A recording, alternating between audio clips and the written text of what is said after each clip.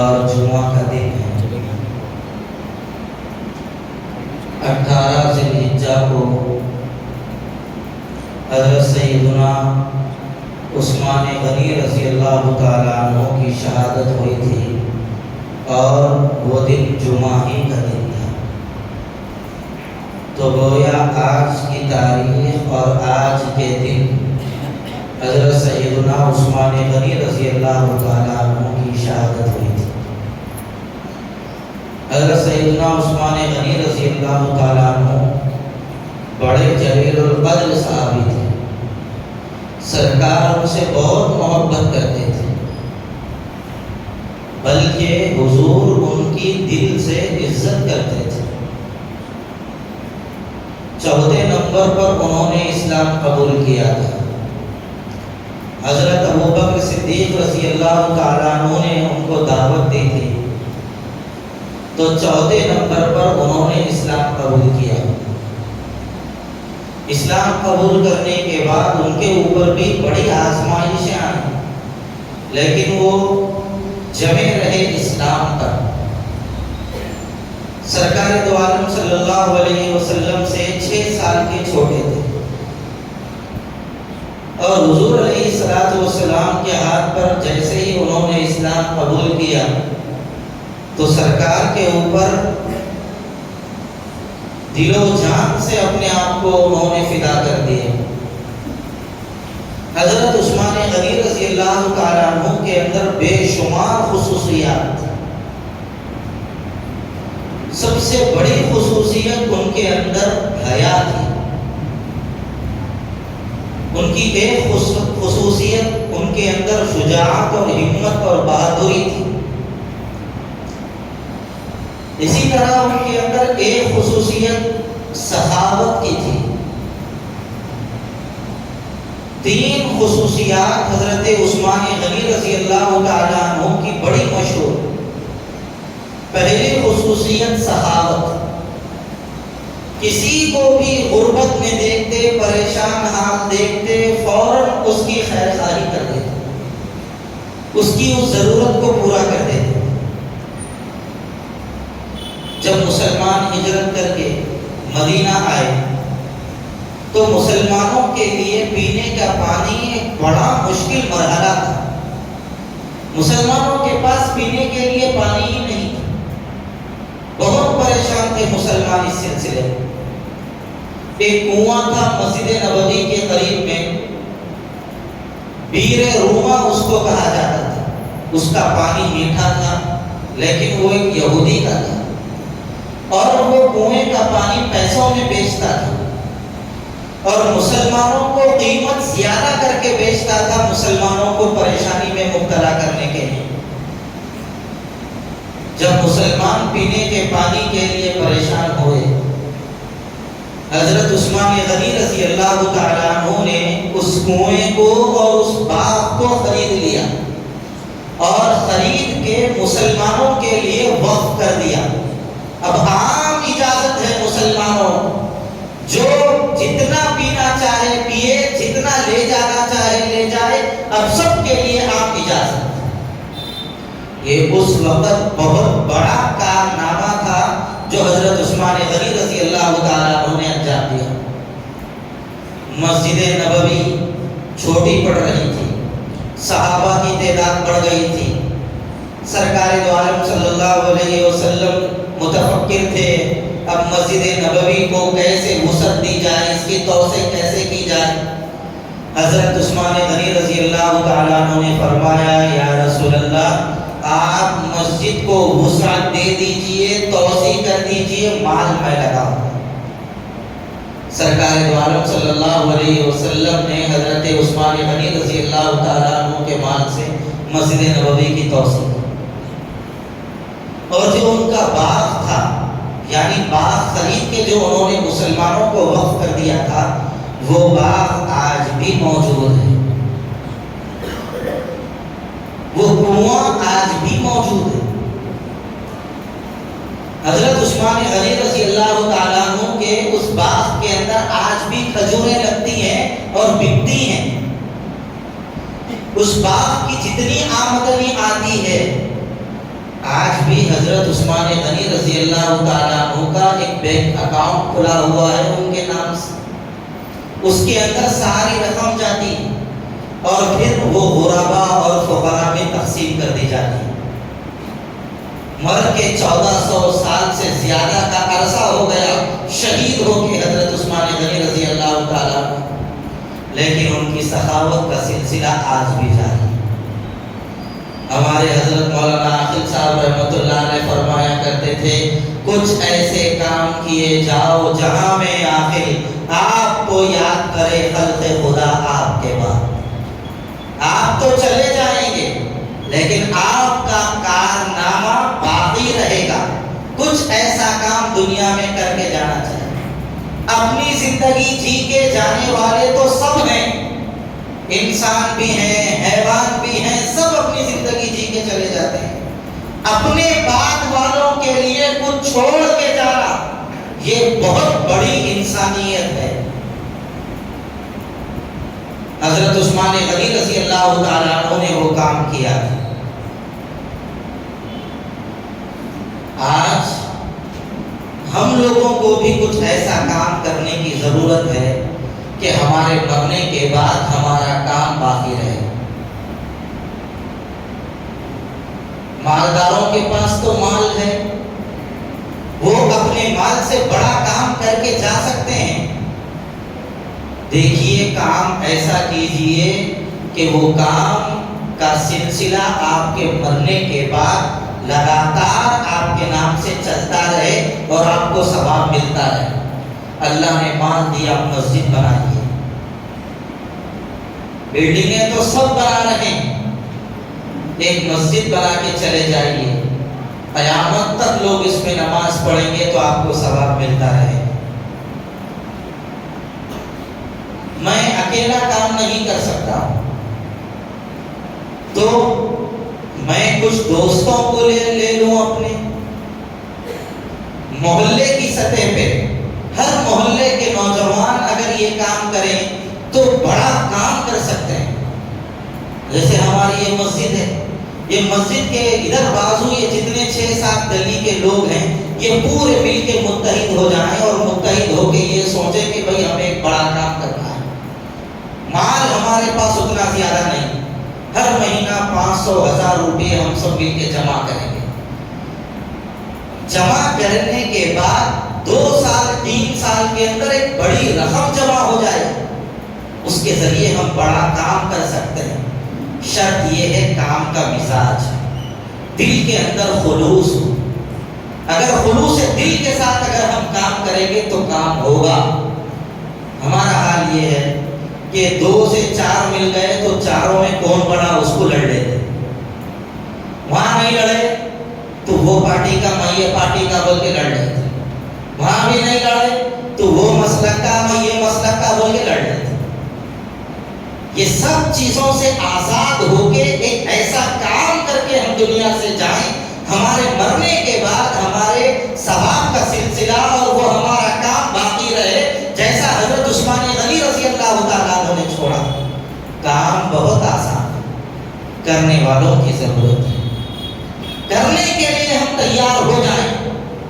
نوجوان بچے، چھوٹے چھوٹے بچے جو ابھی 20 سے 22 سال کو نہیں پہنچے، دل میں جذبہ پیدا ہوا، کام کر رہے ہیں، بڑا کام کر رہے ہیں، بڑی بڑی یونیورسٹیاں بنا رہے ہیں۔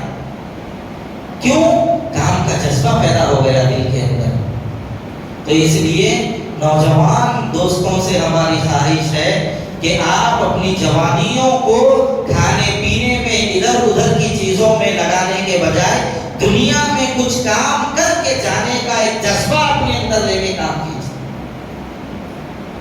ہماری ہی مثال لے لیجیے، جھرا، کپا چبوترا، یہ پورا جو ہمارا علاقہ ہے،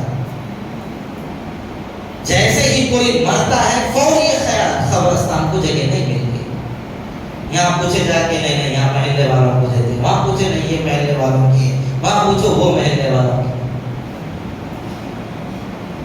اب اس وقت فوری دل میں آ کر کچھ بھی کریں گے، قبرستان لے کے مسلمانوں کے نام پہ وقف کر دیں گے، چاہے ان کا بکرا کھاتے ہی سب برخاست، قبرستان کو اب جانا بھی چھوڑ دیتے، جو جذبہ کر رہے تھے وہ جذبہ بھی برسا، سب برسا، پھر اپنی زندگی میں لگ گئے۔ اس وقت مسلمانوں کو قبرستانوں کی ضرورت ہے، ایسا قبرستان جس میں ہر علاقے کا آدمی دفن کیا جا سکے، ہر مسلک کا آدمی دفن کیا جا سکے۔ ہمارے شہر میں بعض ایسے بھی قبرستان ہیں، میں نے اپنی آنکھوں سے دیکھا ہے، وہاں پر لکھا ہوا ہے صرف سنی بریلوی کو یہاں پہ دفن ہونے کی اجازت ہے، اس کے علاوہ کوئی ہمارے قبرستان میں دفن نہیں ہو سکتا۔ ایسے بے وقوف لوگ آج بھی زندہ ہیں شہر حیدرآباد میں۔ اس لیے نوجوان بچے مل کے ایک تحریک چلائیں، ایک کام کریں، قبرستانوں پر بھی کام ہونے کی ضرورت ہے۔ لوگ مسجد کے لیے زمین دینے کو ثواب کا کام سمجھتے ہیں، مدرسوں کے لیے زمین دینے کو ثواب کا کام سمجھتے ہیں، یتیم خانوں کے لیے زمین دینے کو ثواب کا کام سمجھ رہے ہیں، قبرستان کے لیے زمین وقف کرنے کو ثواب کا کام نہیں سمجھ رہے ہیں، جبکہ قبرستان یہ تمام ملت مسلمہ کی ضرورت ہے۔ لہذا قبرستان بھی وقف کرنے کی ضرورت ہے، اور اگر قبرستان کے لیے ہمارے پاس زمین نہیں تو باضابطہ کئی نوجوان مل کر ایک تحریک چلا کر ایک بڑی زمین مسلمانوں کے لیے قبرستان کے لیے خریدیں اور اس کو سارے مسلمانوں کے لیے وقف کر دیں۔ یہاں پر جو چاہے مسلمان دفن ہو سکتا ہے، شرط یہ کہ عقیدہ صحیح سالم ہو، اللہ رسول کا کلمہ پڑھنے والا ہو۔ ہمارے قبرستان میں دفن کی عام اجازت ہے، چاہے کون سے بھی مسلک سے تعلق رکھتا ہو۔ یہ کام کرنے کی ضرورت ہے۔ حضرت عثمان غنی رضی اللہ تعالیٰ عنہ نے ایسے کام کیے تھے۔ ایک غزوے کے موقع پہ اللہ کے رسول نے اعلان فرمایا مال کی تنگی ہے، کون مال پیش کرے گا؟ حضرت عثمان غنی رضی اللہ تعالیٰ عنہ کھڑے ہو کے کہا یا رسول اللہ 100 اونٹ اس کے پورے ساز و سامان کے ساتھ دوں گا۔ سرکار تھوڑی دیر خاموش ہے، پھر فرمایا اور کون ہے اللہ کے راستے میں مال دینے کے لیے؟ پھر حضرت عثمان غنی رضی اللہ تعالیٰ عنہ کھڑے ہوئے کہا یا رسول اللہ 200 اونٹ دوں گا پورے ساز و سامان کے ساتھ۔ پھر تھوڑی دیر کے بعد سرکار نے پھر اعلان فرمایا اور ضرورت ہے، اور کون دے گا؟ حضرت عثمان غنی رضی اللہ تعالیٰ عنہ پھر تیسری مرتبہ کھڑے ہوئے اور کھڑے ہو کے فرمایا یا رسول اللہ 300 اونٹ دے گا، دوں گا پورے ساز و سامان کے ساتھ۔ اللہ کے رسول صلی اللہ علیہ وسلم منبر سے نیچے اتر گئے اور اعلان فرمایا عثمان نے ایسا کام کیا ہے، آج کے بعد اگر عثمان کوئی گناہ بھی کریں گے تو عثمان کو کوئی فرق نہیں پڑے گا۔ صحابت کا یہ عالم ہے۔ دوسری خصوصیت حضرت عثمان غنی رضی اللہ تعالیٰ عنہ کے اندر خوبصورتی تھی، بہت خوبصورت تھی، اور خوبصورتی سے بڑھ کر حیا تھی۔ حیا بہت زیادہ تھی حضرت عثمان غنی رضی اللہ تعالیٰ عنہ کے، اتنے حیادار تھے۔ ایک مرتبہ سرکار عالم صلی اللہ علیہ وسلم ٹیکا لگا کر پیر لمبے کر کے لیٹ بیٹھے ہوئے ہیں، دروازہ کھٹکھٹایا گیا، سرکار کا پوچھا کون ہے؟ حضرت ابوبکر ہیں، ملاقات کے لیے آنا چاہ رہے ہیں۔ سرکار عالم صلی اللہ علیہ وسلم کی چادر مبارک ذرا پنڈلی سے تھوڑی سی ہٹی ہوئی تھی، سرکار اسی حالت میں بیٹھے۔ حضرت ابوبکر آئے، ملاقات کیے، چلے گئے۔ پھر تھوڑی دیر کے بعد دروازہ کھٹکھٹایا گیا، کون ہے؟ فرمایا عمر فاروق آئے ہیں ملاقات کے لیے۔ سرکار نے فرمایا اجازت ہے، آئے۔ حضور اسی حالت میں بیٹھے ہوئے ہیں، ملاقات کیے، چلے گئے۔ پھر تھوڑی دیر کے بعد دروازہ کھٹکھٹایا گیا، کون آئے ہیں؟ فرمایا عثمان آئے ہیں۔ حضور نے فرمایا ذرا ٹھہرو۔ سرکار ذرا ادب سے بیٹھ گئے، پیروں کو نزدیک کر لیا، پنڈلی کے اوپر چادر ڈال لی، پورے باادب بیٹھ کر حضور نے فرمایا اب بلاؤ عثمان۔ حضرت عثمان آئے، ملاقات کی، چلے گئے۔ اما جان حضرت عائشہ صدیقہ رضی اللہ تعالی عنہا وہیں پر تھی، انہوں نے سرکار سے پوچھا یا رسول اللہ حضرت ابوبکر آئے، آپ نے کوئی حرکت نہیں کی، پیر ویسے ہی لمبے تھے، چادر مبارک پنڈلیوں سے ہٹی ہوئی تھی، آپ نے ایسے ہی ملاقات کر لی. حضرت عمر فاروق آئے, آپ نے ایسے ہی ملاقات کر لی. اور جیسے حضرت عثمان آئے, آپ نے اپنے پیروں کو سمیٹ لیا, چادر اوپر ڈال لی, پورے ادب اور احترام کے ساتھ اور پورے تکلف کے ساتھ آپ نے حضرت عثمان سے ملاقات کی. تو حضرت عائشہ سے سرکار نے فرمایا, عائشہ میں اس شخصیت سے کیوں حیا نہ کروں جس سے اللہ کے فرشتے بھی حیا کرتے ہیں.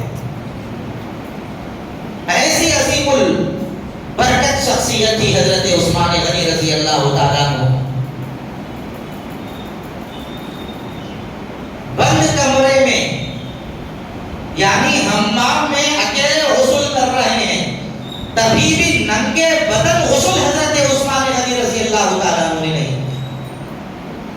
ایک چادر اوڑھ کر یعنی لنگی پہن کر غسل کرتے تھے, غسل خانے میں تنہا ہوتے تب بھی.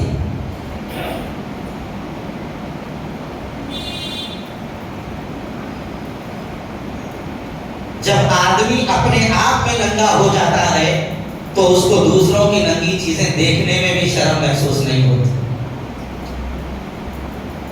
آج ہماری حیا آنکھوں کے اندر جو بے حیائی آ گئی اور ہماری آنکھیں آج کل جو ہر ننگاپن دیکھنے کے لیے تیار ہو رہی ہیں, اس کی ایک وجہ یہی ہے کہ ہم اپنی ذات کے اندر ننگے ہو گئے ہیں اور تنہا اکیلے اپنے آپ میں ننگے دیکھنے کو ہم کوئی عیب کی چیز نہیں سمجھتے. تو ہماری آنکھوں میں اتنی جرأت ہو گئی ہے کہ ہم دوسروں کو بھی ننگا دیکھتے ہوئے نہیں شرماتے. آپ صرف 3 مرتبہ حمام کے اندر لنگی پہن کر یعنی سطر کو ڈھانپ کر غسل کیجئے, 4تھی مرتبہ آپ دیکھیے آپ کی آنکھوں کے اندر اگر کوئی ننگاپن آپ کی آنکھوں کو نظر آ رہا ہے یا کسی غیر محرم پر آپ کی آنکھ اٹھ رہی ہے, خود بخود آنکھیں حیادار ہو جائیں گی. یقین نہ آئے, تجربہ کر کے دیکھو, خود بخود آنکھوں کے اندر حیا آ جائیں. حضرت عثمان ایسے ہی باحیا نہیں تھے, انہوں نے حیا کی مشق کی تھی. اللہ ہم سب کو ایسا باحیا بنا دے. اس لیے یہ کام بھی کرنے کا ہے, یہ سبق ہے حضرت عثمان غنی رضی اللہ تعالیٰ عنہ کی زندگی کا. ہم بند کمرے میں بھی اگر غسل کریں گے تو اپنے سطر کو ڈھانپ کر لنگی پہن کر غسل کریں گے. یہ مزاج ہمیں بنانے کی ضرورت ہے. حضرت عثمان غنی رضی اللہ تعالیٰ عنہ کی تیسری خصوصیت جو تھی وہ ان کی شجاعت, بہادری, ہمت اور پوری انسانیت کے لیے امن کی فضا کو قائم کرنے کا مزاج. یہ حضرت عثمان غنی رضی اللہ تعالیٰ عنہ کی تیسری بڑی خصوصیت. حضرت عمر فاروق رضی اللہ تعالیٰ عنہ کے دور خلافت میں 22 لاکھ مربع گز زمین تک اسلام پھیل چکا تھا. بڑی مقدار میں اسلام نے ترقی کی تھی. حضرت عثمان غنی رضی اللہ تعالیٰ عنہ نے اس سے دگنا کر دیا تھا. 44 لاکھ مربع گز زمین تک اسلامی سلطنت پھیل چکی تھی. بڑا کارنامہ انجام دیا.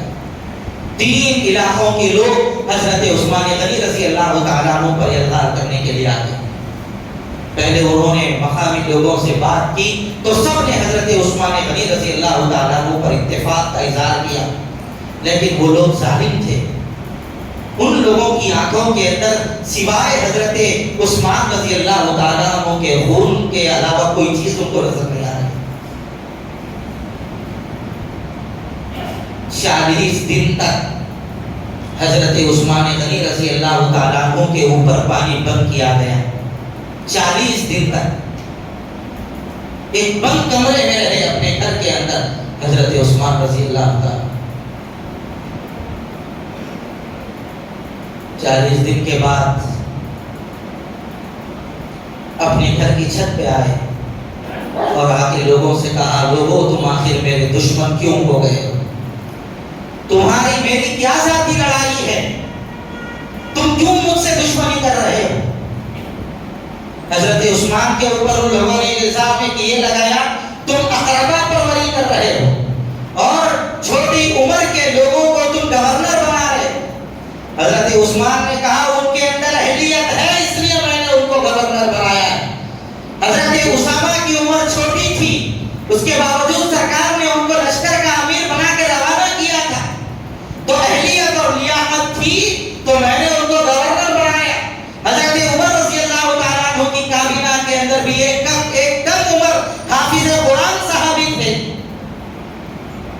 لیکن ان لوگوں نے مانا نہیں. حضرت عثمان نے خطبہ دیا, لوگوں میں نے تمہارا کیا بگاڑا ہے؟ تم کیوں میرے خون کے پیاسے ہو گئے ہو؟ کیا تم بھول گئے کہ اللہ کے نبی کے ہاتھ پہ اسلام قبول کرنے والوں میں چوتھا نمبر میرا ہے؟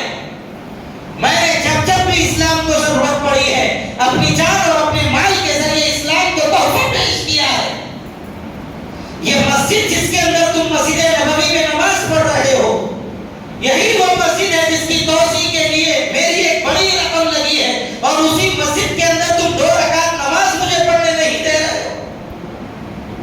حضرت عثمان نے اس وقت لوگوں سے یہ بھی کہا, یہ بیر روما کا پانی جو تم پی رہے ہو, اس کنویں کو میں نے ہی مسلمانوں کے لیے وقف کیا تھا, اور اسی کنویں کے 3 گھونٹ پانی کے لیے تم مجھے ترسا رہے ہو. آخر میں نے کیا ظلم کیا ہے تم لوگوں کے اوپر؟ لیکن وہ ماننے کے لیے تیار نہیں تھے. حضرت عثمان غنی رضی اللہ تعالیٰ عنہ نیچے آ گئے, مسلمانوں سے کہہ دیا, سارے مسلمان تیار تھے صحابہ کہ حضرت عثمان غنی کی طرف سے ہم ہتھیار اٹھائیں گے اور ان کا دفاع کریں گے, ان کا مقابلہ کریں گے. لیکن حضرت عثمان نے کہا, میری طرف سے کوئی بھی تلوار نہیں اٹھائے گا, کسی کا خون نہیں بہے گا عثمان کی طرف سے, لہذا کوئی تلوار نہ اٹھائے, کوئی جنگ مدینے کے اندر نہیں ہوگی. یہ رسول اللہ کی سرزمین ہے, یہاں پر رسول اللہ آرام فرما رہے ہیں. عثمان کے لیے رسول اللہ کے آرام فرمانے کی جگہ پر کوئی تلوار نہیں اٹھائے گا, لہذا تلوار اٹھانے سے سب کو منع کر دیا.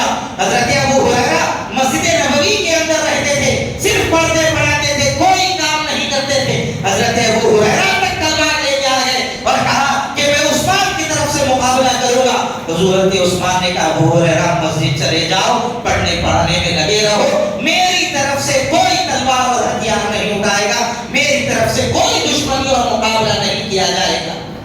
حضرت علی رضی اللہ تعالیٰ عنہ دروازے پہ ٹھہر کے پہرا دے رہے ہیں کہ کوئی حضرت عثمان رضی اللہ تعالیٰ عنہ کے گھر میں داخل نہ ہو.